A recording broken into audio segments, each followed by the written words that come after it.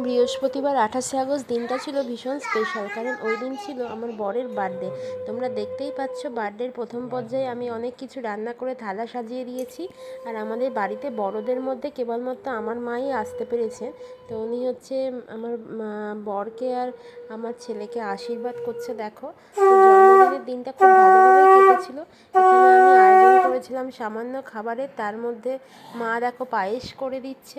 খাবারগুলোর মধ্যে ছিল ভাত, পাঁচটা ভাজা, সর্ষে ইলিশ, ডাল, খাসির মাংস, মাটন কষা, তারপরে চাটনি, পায়েস, আইসক্রিম, স্যালাড, সমস্ত কিছু ছিল। মায়ের আশীর্বাদ পর্ব হয়ে গেছে। মা হচ্ছে পায়েস খাওয়ানোর পর টাকা দিয়ে আমার বরকে আশীর্বাদ করলো। দেখো ওরা দুটো ছবিও তুলে নিয়েছে, আর পাঁপড় ভাজাও ছিল, আমি বলতে ভুলে গেছি। আর এটা আমার তরফ থেকে আমার হাজব্যান্ডকে হচ্ছে যে বার্থডে। এর মধ্যে একটা ফ্লিপকার্ট থেকে জুতো কিনেছিলাম। তো তোমাদের কেমন লাগলো আমাদের